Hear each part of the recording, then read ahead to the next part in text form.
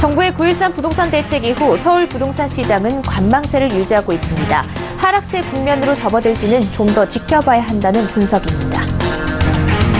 최초로 5G 스마트폰을 출시하기 위한 전 세계 제조사들 간 경쟁이 치열합니다. 특히 중국의 움직임이 예사롭지 않습니다. 우리은행이 모집 중인 대학생 홍보대사에 임직원 자녀는 지원이 불가하다는 조항이 붙었습니다. 지난 1년간 채용 비리로 몸살을 앓은 탓인데 역차별이란 지적도 나옵니다. 지난 정부의 인터넷 전문은행 사업자 선정 과정에서 K뱅크를 사전에 내정했다는 논란이 일고 있습니다. 금융당국은 즉각 해명에 나섰지만 명확한 답변은 내놓지 못하고 있습니다. 센 뉴스 플러스 잠시 후 뵙겠습니다.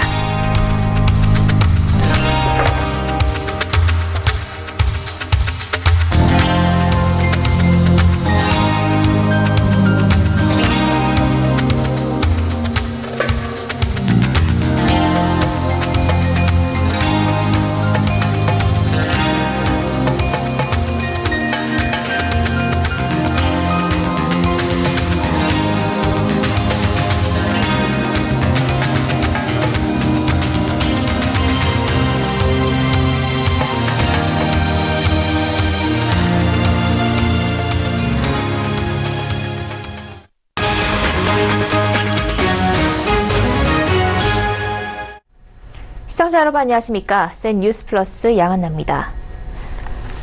정부의 9.13 부동산 대책이 나온 지 한 달이 넘어가고 있습니다. 대책 발표 이후 서울 부동산 시장은 관망세를 유지하면서 아파트값 오름폭도 점점 줄어들고 있습니다. 하락 국면에 접어들지는 좀 더 지켜보자는 목소리입니다. 유민호 기자입니다. 서울 강남의 대표적인 재건축 아파트 단지. 정부의 9.13 부동산 대책 발표 이후 매물을 찾는 발걸음이 줄었습니다. 매수자와 매도자 간 눈치 싸움이 길어지고 있는 겁니다. 급매물도 조금씩 나오기 시작했습니다. 거래는 일단은 거의 스톱 상태로 꼭 나는 팔아야 되는 분은 많게는 한 1억 가까이는 좀 밑으로 해서 팔겠다는 분이 계셔요. 이번 주 서울 아파트 값은 0.13% 올랐습니다. 오름폭이 매주 줄어들면서 지난 8월 말과 비교해 4분의 1 수준까지 떨어졌습니다. 돈줄을 틀어막는 정부 정책이 영향을 준 것으로 보입니다. 가격 급등에 따른 부담과 9.13 대책에 따른 주택담보대출 강화로 매수세가 눈에 띄게 줄어들면서 서울 아파트값의 상승폭 둔화세가 이어지고 있습니다. 다만 전문가들은 서울 아파트값이 본격적인 내림세로 접어들지를 두고선 신중한 태도를 보였습니다. 하지만 실수요자가 만족할 만한 지역에 추가 주택 공급 계획이 발표되고 연말에 한국은행이 기준금리를 올린다면 하락 국면이 빨리 찾아올 것이란 전망입니다. 서울경제TV 유민호입니다. 5G 시대가 되면 스마트폰 업계의 판도도 확 바뀔 것이란 관측이 나오는데요. 이런 가운데 중국 제조사들이 앞다퉈 세계 첫 5G 스마트폰 타이틀 선점에 나서고 있습니다. 삼성전자도 앞선 5G 기술로 글로벌 스마트폰 시장 1위 수성을 단언한 가운데 누가 승기를 잡을지 주목됩니다. 이보경 기자입니다. 샤오미가 스마트폰 미믹스 3를 오는 25일 공개한다고 발표했습니다. 그러면서 이 제품은 5G 스마트폰이 될 것이라고 밝혔습니다. 뿐만 아니라 레노버, 화웨이, 오포, 비보 등 중국 브랜드가 잇따라 5G 스마트폰 기술 개발을 완료했다고 밝히며 출시일을 저울질하고 있습니다. 이미 레노버는 지난 8월 세계 첫 5G 모듈 스마트폰 모토 Z3를 발표했고 화웨이는 내년 중순 폴더블 폰에 5G를 더한 5G 폴더블 폰을 출시한다고 발표했습니다. 이미 중국의 스마트폰 굴기는 예사롭지 않습니다. 지난 2월 중국의 화웨이가 세계 스마트폰 판매량에서 애플을 누르고 2위에 올라선 것. 중국이 눈부신 성장을 하는 사이 삼성전자 스마트폰 판매량과 점유율은 10.1%, 1.7%포인트 감소했습니다. 침체를 면치 못하고 있는 상황에서 삼성전자는 앞선 5G 기술로 글로벌 스마트폰 시장 리더십을 공고히 할 것이라고 공언하고 있습니다. 삼성전자는 내년 3월 세계 첫 5G 상용화 일정에 맞춰 5G 스마트폰을 내놓는다는 계획입니다. 또 LG전자는 내년 상반기 미국의 이통사인 스프린트와 손잡고 북미 시장 첫 5G 폰을 내놓을 예정이라고 밝혔습니다. 이렇게 스마트폰 업계가 치열한 세계 첫 5G 타이틀 경쟁에 나선 것은 5G가 스마트폰 시장의 게임 체인저로 떠오르고 있기 때문입니다. 5G 스마트폰은 LTE 폰보다 전송 속도가 20배나 빠릅니다. 이렇게 되면 동영상 등의 다운로드 속도가 빨라질 뿐만 아니라 VR, AR 등 LTE 폰에서 경험하지 못한 다양한 서비스가 가능해집니다. 중국의 스마트폰 굴기 속 국내 기업들이 5G 스마트폰의 승기를 잡을 수 있을지 관심이 모아집니다. 서울경제TV 이보경입니다. 과거엔 부모와 자식이 대를 이어 한 직장이나 직업에 종사하면 자랑스럽게 여기기도 했는데요. 지난 1년간 채용 비리 논란으로 홍역을 앓은 은행권은 부모와 자식이 같은 직장에 다닌다는 게 마치 숨겨야 할 일처럼 됐습니다. 특혜라면 문제가 되겠지만 관계 자체를 비리로 확신하는 분위기가 또 다른 역차별을 만드는 건 아닌지 생각해 볼 일입니다. 정훈규 기자입니다. 우리은행은 오는 주말까지 대학생 홍보대사를 모집 중입니다. 지원 자격을 보면 대학생이라면 외국인이라도 참여 가능하지만 임직원 자녀는 지원할 수 없다는 조건이 달렸습니다. 임직원 자녀 지원 불가는 과거 대학생 홍보대사 모집 때 볼 수 없던 올해 새로 생긴 내용입니다. 우리은행 관계자는 대학생 홍보대사는 은행 상품 내용을 콘텐츠로 만들어 알리는 역할도 하지만 상품이나 서비스를 개발하는데 다양한 의견을 제시하는 역할도 한다면서 임직원 자녀가 부모의 영향이나 도움을 받으면 기존 아이디어에서 벗어나기 어렵기 때문에 상상도 못했던 독창적인 아이디어가 나오길 기대했다고 말했습니다. 이어 홍보대사는 채용하는 것이 아니기 때문에 서류 등을 통해 임직원 자녀를 걸러내는 과정이 없고 사실상 지원하지 말아달라는 당부의 메시지라고 설명했습니다.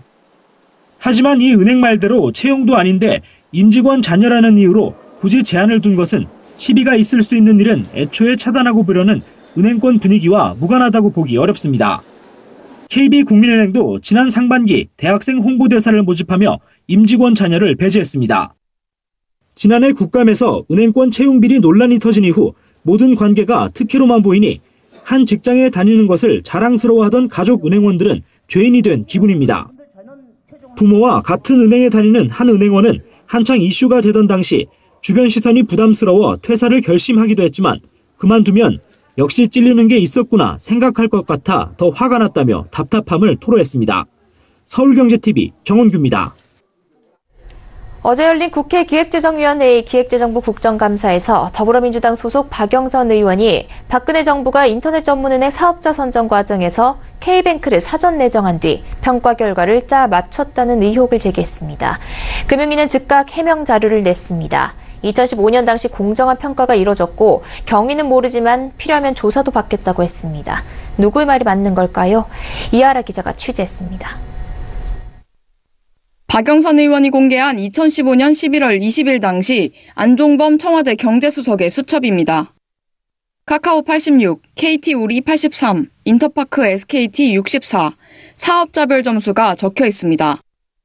9일 뒤인 11월 29일 금융감독원에서 작성한 외부평가위원 세부 심사평가 결과표의 평가 결과와 정확히 일치합니다. 공정한 평가를 위해 기밀로 유지돼야 할 사업자 선정 과정 정보가 새어나가고 있었다는 겁니다. 박 의원은 박근혜 전 대통령의 에이펙 정상회의 참석에 동행했던 안 전 수석이 박 전 대통령에게 평가 점수를 사전에 듣고 기재했거나 박 전 대통령에게 보고할 목적으로 기재한 것으로 보인다고 말했습니다. 금융위는 오늘 2015년 당시 인터넷 전문은행 예비인가를 위한 외부평가위원회는 철저히 보안을 유지하면서 객관적, 독립적 평가 절차를 거쳐 이뤄졌다고 해명했습니다. 금융위는 해명 자료를 냈지만 해명은 전혀 되지 않은 느낌입니다. 외부평가위원회는 금감원장이 금융, IT, 핀테크 등 분야별 전문가 7명을 선정해 구성합니다. 평가의 공정성을 보장하기 위해 위원 명단은 공개하지 않습니다. 그러나 이 전문가의 기준이 무엇이냐는 질문에는 명확한 답변을 하지 못했습니다. 기준은 별도로 없고요. 그냥 인재 전문가라고 생각되시는 분을 추천하셔도 하실 걸로 알고 있습니다. 보통 위원회를 구성할 때 위원 선정 조건에 해당 분야 경력 몇 년 이상 또는 학위 소지자 조건이 있습니다. 그러나 인터넷은행 선정 예비인가 평가를 했던 위원 선정 때는 이런 조건이 없었다는 겁니다. 공정성이 보장된 평가가 이뤄지려면 최소한 외부평가위원단의 구성 과정이 투명해야 된다는 지적이 나옵니다. 서울경제TV 이하라입니다. 내년 2월이면 360만 중소기업인을 대표하는 중소기업 대통령으로 불리는 제26대 중소기업 중앙회장 차기 선거가 치러집니다. 문재인 정부는 국정 운영 방향의 핵심 축으로 중소기업 중심 경제를 강조하고 있는 만큼 책임감과 그 무게감이 막중할 텐데요. 선거관리 사무실이 개소식을 치른 데다 몇몇 협동조합 이사장이 일찍이 출마 의사를 표하며 기대감을 높이고 있습니다. 어떤 예비 후보들이 물망에 올랐는지 김혜영 기자가 알아봤습니다. 제26대 중기중앙회 선거관리 사무실이 문을 열었습니다. 현재 박성택 회장의 임기가 내년 2월이면 끝나는 만큼 차기 회장 선거를 알리는 신호탄을 쏜 겁니다. 중소기업 중앙의 핵심 인물들이 줄줄이 출사표를 던지며 기대감을 한층 높이고 있습니다. 현재 출마를 선언한 협동조합 이사장은 6명. 우선 돌아온 노장으로 불리는 JS티나의 김기문 회장. 그는 23대와 24대 8년간 중기중앙회 회장을 지냈던 인물로 높은 대외 인지도를 자랑합니다. 이와 함께 전기 분야의 위상을 높이며 중소기업 중앙회 부회장을 역임한 이력을 자랑하는 곽기영 보국전기공업 대표도 가세했습니다. 3년 전 고배를 마셨던 이재광 광명전기 대표도 출사표를 던졌습니다. 중소기업의 경쟁력을 끌어올려 세계적인 강소기업으로 키우기 위한 월드클래스 300에 당당하게 이름을 올린 이 회장은 지난 25대 선거에서 현 박성택 회장과 치열한 막판 결선 투표까지 갔던 인물로 이번 회장 선거에 유력한 인물로 꼽힙니다. 김기문과 이재강 회장은 같은 충북 출신으로 표가 갈리는 것 아니냐는 우려와 함께 후보 단일화 이야기가 조심스럽게 흘러나오고 있습니다. 이재한 한용산업 대표도 이름을 올렸습니다. 이 대표는 국회에서 활동한 인물로 19대 대선 당시 문재인 캠프에서 중소벤처기업위원회 위원장으로 활동했던 만큼 현 정부와의 네트워크가 공고해 소통과 협상에 창구 역할을 해낼 것이라는 평입니다. 신흥 강자 트럼파스트의 원재희 대표도 눈에 띕니다. 스마트 공장 확산에 열을 올리며 4차 산업혁명 시대 중소기업이 나아가야 할 방향을 제시하고 있는 그는 현재 중기중앙회 집행부로 4차 산업혁명위원회 위원장을 맡고 있습니다. 중소기업의 4차 산업혁명과 제조업 패러다임 변화에 앞장설 인물로 거론되고 있습니다. 현재 중기중앙회 부회장 직함과 부천 테크노파크 발전협의회 회장을 맡고 있는 주대철 세진텔레시스 대표도 후보에 올라 치열한 선거가 예상됩니다. 산적한 중소기업 현안을 해결하고 우리 경제의 뿌리인 중소기업의 부흥을 제대로 이끌 수 있는 수장이 누가 될지 벌써부터 이목이 집중되고 있습니다. 서울경제TV 김혜영입니다. 달고 짜게 먹으면 맛은 있지만 건강에 매우 좋지 않다는 건 보통 다 알고 계실 텐데요. 라면뿐 아니라 마트나 편의점에서 쉽게 살 수 있는 우동이나 칼국수에도 나트륨 함량이 매우 높았습니다. 영화관, 팝콘 등은 영양성분 표시 의무식품도 아니라 소비자 개개인이 스스로 식습관에 신경 쓰는 수밖에 없다고 합니다. 고현정 기자가 보도합니다. 우동의 나트륨 함량이 라면보다 높은 것으로 나타났습니다. 생생우동, 갓소우동과 같은 우동의 나트륨 함량 평균은 1724mg으로 나트륨이 많은 음식으로 대표적인 라면의 평균 함유량보다 높았습니다. 양념과 반찬류를 제외하면 단일 품목으로는 라면과 국수류가 나트륨 주 섭취원인데 CJ 얼큰 우동 한 그릇 하나만 먹더라도 나트륨 섭취의 하루 상한선을 훌쩍 넘는 겁니다. 영화관 팝콘의 경우에도 양파나 버터 양념이 추가된 시즈닝 팝콘의 나트륨 함량은 최대 2107.5mg에 달했고 메가박스 팝콘이 가장 높았습니다. 공장에서 만드는 가공식품의 경우 영양성분을 반드시 표기해야 하지만 식당이나 영화관 등에서의 조리식품은 의무사항이 아니기 때문에 잘 모른 채 먹을 수 있고 정부의 직접 규제 대상도 아니라 소비자의 주의가 필요합니다. 이에 식약처는 하루 나트륨 최대 기준치를 2000mg으로 제시하고 이 이하로 먹을 수 있도록 스스로 관리해야 한다고 말합니다. 장기적으로 계속 과도하게 섭취되면 성인병 주로 이제 아까 이야기하는 당뇨병도 있고 고혈압도 있고 심장질환 같은 경우 주로 원인이 주 요인으로 작용을 많이 하거든 그게요. 실소량은 가만히 있어도 자동적으로 다 음식에 다 섭취가 되니까. 당류 섭취도 유의해야 합니다. 보통 음료를 통해 당류 섭취를 하게 되는데 탄산음료와 과채음료, 발효유류 그리고 커피 순으로 함량이 높았습니다. 연령별로는 어린이들이 과일 채소 음료를 많이 마시고 50세 이상은 커피 음료로 당을 섭취하고 있었습니다. 소스나 양념을 적게 사용하고 국물보다는 건더기 위주로 먹어야 합니다. 무엇보다 식품을 구매할 때 영양 표시 사항을 반드시 확인하는 습관이 중요합니다. 서울경제TV 고현정입니다. 김동연 부총리 겸 기획재정부 장관이 오늘 금융소득 종합과세 대상을 확대하는 방향은 맞다면서도 시기가 어떻게 될지는 협의를 해봐야 한다고 밝혔습니다. 그는 이날 국회 기획재정위원회의 기재부에 대한 국정감사에서 재정개혁특별위원회 권고안 중 금융소득 종합과세 기준을 2천만 원에서 1천만 원으로 인하하는 방안을 수용하지 않았다는 더불어민주당 강병원 의원의 지적에 이같이 답했습니다.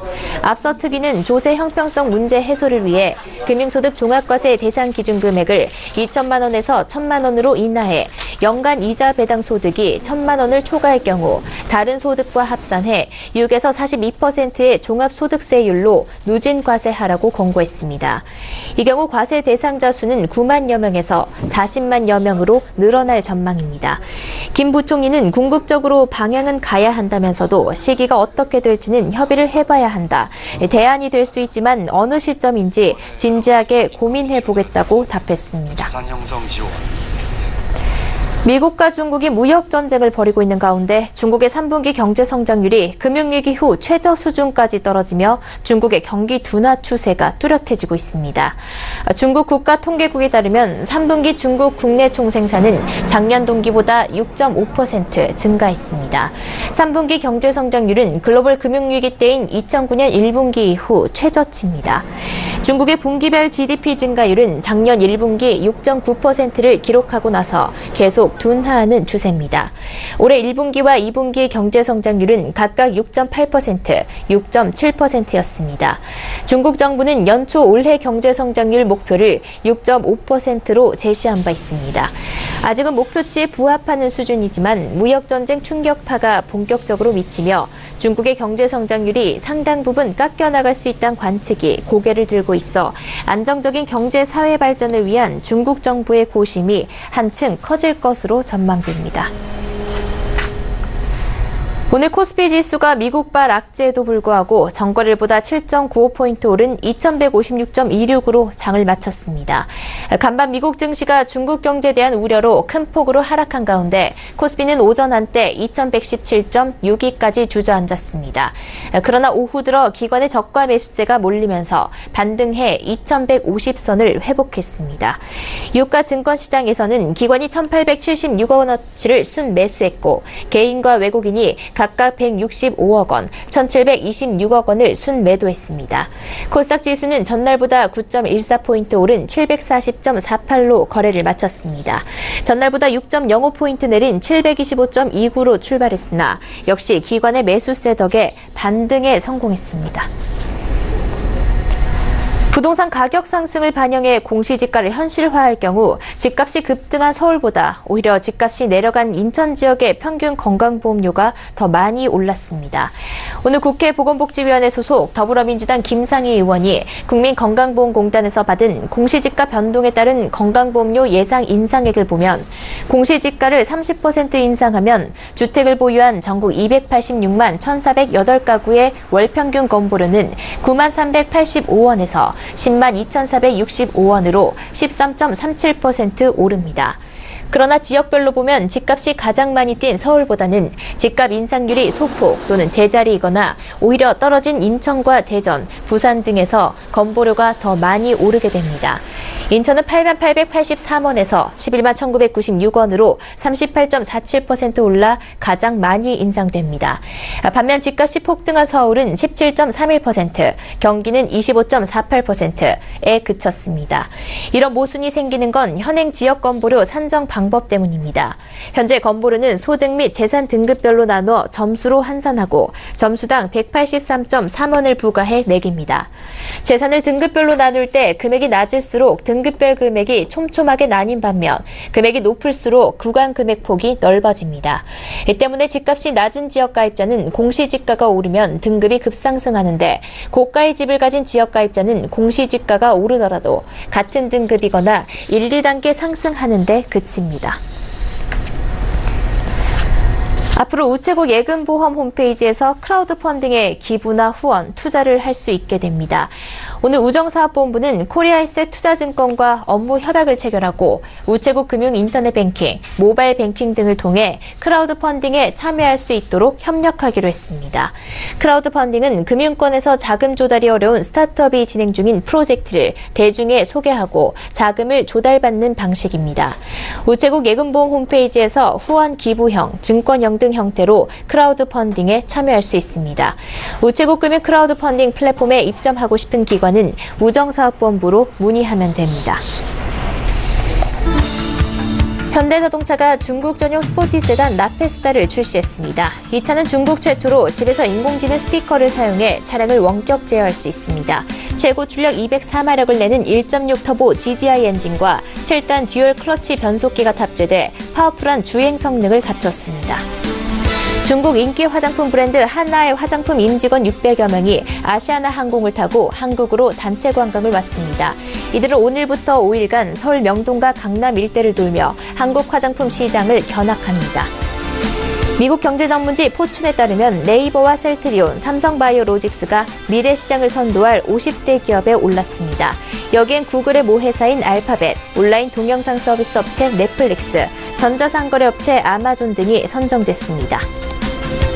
KT가 네트워크 보안 시스템으로 와이파이 끊김 현상이 발생하면 이를 자동으로 파악하는 기술을 개발해 기가 와이파이 단말 300만 대에 적용합니다. 이를 통해 보안에 위협이 되지 않는 와이파이가 차단되는 일이 줄어들 전망입니다.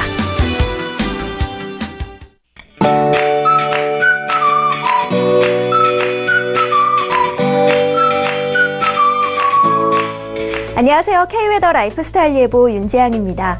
오늘은 맑은 하늘이 펼쳐졌는데요. 오늘 오후 춘천 청평사의 모습입니다. 파란 하늘과 곱게 물들어가는 단풍 그리고 화려한 단청이 정말 잘 어울리는데요. 깊어가는 가을을 물씬 느낄 수 있습니다. 이번 주말에도 청명한 가을 하늘이 이어지겠습니다. 미세먼지 농도도 보통 단계로 예상돼 나들이 가기 좋겠습니다. 다만 아침 저녁으로는 꽤 쌀쌀하기 때문에 옷차림에 유의하셔야겠습니다. 위성 영상입니다. 현재 대체로 맑은 날씨를 보이고 있습니다. 내일도 중국 산동반도 부근에 위치한 고기압의 영향을 받겠습니다. 자세한 지역별 날씨는 나절 예보로 알아보겠습니다. 중부지방 맑겠습니다. 아침 기온 서울 7도, 대전 6도로 오늘과 비슷하거나 조금 낮을 것으로 보입니다. 동해안 지방도 파란 하늘이 예상되고요. 한낮에 20도 안팎까지 올라 포근하겠습니다. 남부지방도 대체로 맑은 가운데 아침에는 쌀쌀하고 한낮에는 따뜻하겠습니다. 해상에도 구름만 조금 지나겠고요. 물결은 남해와 동해상에서 다소 높게 일겠습니다. 다음 주 월요일은 제주도에, 화요일은 전국에 비가 올 것으로 전망됩니다. 날씨였습니다. 새 뉴스 플러스 여기까지입니다. 시청해주신 여러분 고맙습니다.